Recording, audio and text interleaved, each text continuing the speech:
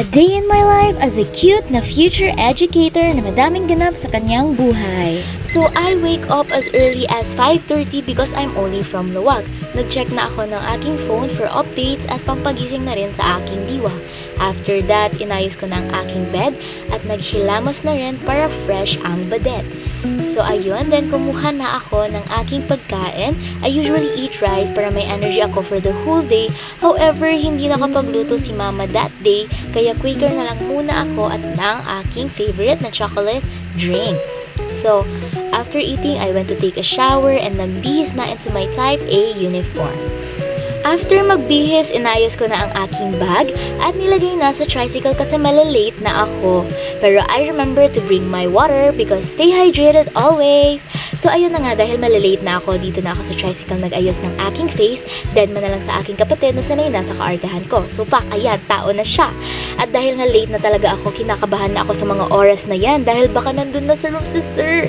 Pero thankfully, wala pa siya at nagkaroon pa ako ng time na magsingil. Treasurer Julie!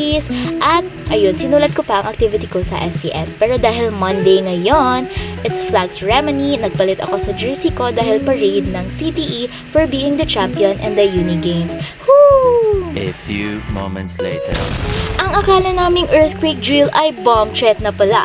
Nag-duck cover and hold pa naman kami at pumunta sa grounds. So ayun, they told us to leave the campus immediately and everyone was panicking. At dahil nga nagre-recheck kami kanina, ayun, binilang muna ang score sa midterms bago umalis sa campus.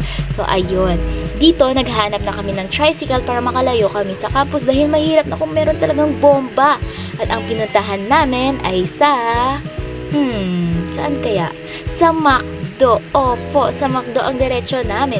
Pero pag upo namin, inaya ako ni Heaven na i-check ang aming land bank kung meron na bang stipend dahil parehas kaming mga scholar ng bayan under DOST. So ayun, kita naman sa face ko ang disappointment kaya bumalik na lang kami sa McDo para ma-order at kumain. After makakain, hinabol namin si BFF Shami dahil may nakalimutan si Heaven. So ayun si Shami, and after that, naglakad kami papuntang terminal ng Gabo dahil pupunta kami sa SM. Ayun, naging Dora the Explorer na ako. May mimit kasi si Heaven na friend niya and nagpapalipas oras na rin dahil may gagawin kami mamaya. So nagtingin-tingin lang kami ng mga iPad, MacBook na para bang bibili. So ayun, nagtingin-tingin pa sila sa Cyberzone at ako ay naghihintay lang. Ayan sila.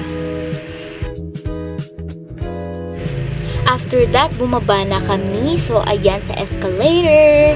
At ako ay pumunta sa Fully Book at tinanong kung may Shirono. Sadly, they are still out of stock. Kaya tumambay na lang muna ako sa harap ng Uniqlo dahil ang akala ko nandun ang mga kasama ko pero nasa Quantum na pala sila. Ayun, naglalaro na pala sa likod. After that, ay umalis na kami sa SM, sumakay sa jeep at nakita namin sina BFF Luis at James. Nasaan si Cute? Ayun, nasa tricycle na naman papuntang Inns. So dito kasi sa Lawag ang venue ng NSTW ng DOST and me and Heaven are scholar volunteers. So in here we are being oriented by the head of the planetarium na si Sir Lance, and after that they gave us the facilitator ID for the whole event.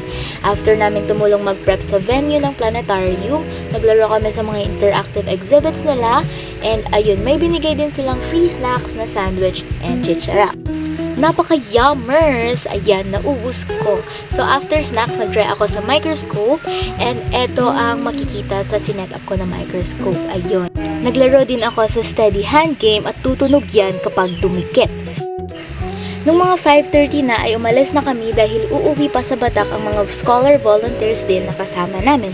Dito nagtatawag na kami ng tricy pero walang gustong magsakay sa amin kaya nagmerienda muna kami. Ayun, fried isaw ang kinakain ko dito at nagsito ako. After that, may tricy na kaya sumakay na kami. Thankfully, may jeep pa ako. So sumakay na ako sa jeepney at yun. Nagpasundo na ako sa kuya ko sa highway dahil papasok pa kasi ang bahay namin. Pagkarating sa bahay, may sumalubong. Sumalubong si Baiti. Ayun. Boosh, bagsak si ate. Nag-rest muna ako ng saglit dahil pinano ko na ang mga activities na gagawin ko later. Nag-dinner na, naligo na, at nag-rest ulit. Pero dito nagre-reflect na ako sa dami ng ginawa ko sa araw na yan. My gosh. So ayun, gumawa na ulit ako ng mga activities ko para hindi ako magkaroon ng lockings at natulog na ang pinaka-cute na future educator.